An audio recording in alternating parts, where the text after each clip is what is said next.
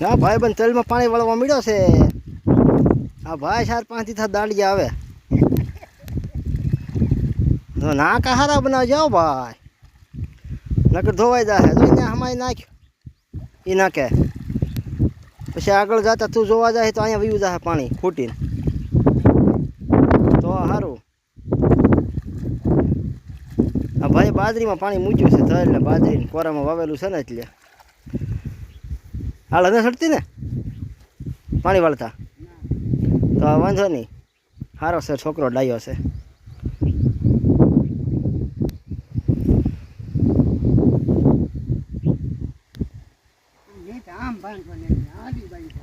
હે એમ આફરે હું આમ બાંધવાની હતી.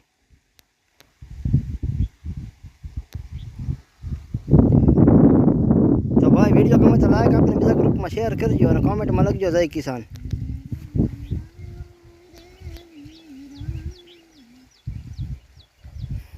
અમારે બિસ્લેરીની બાટલાની જરૂર ન પડે, ધોરિયામાં પાણી પી લઈએ. જો ભાઈબંધ પાણી પીવે, પાણી પી લો ભાઈબંધ પાણી.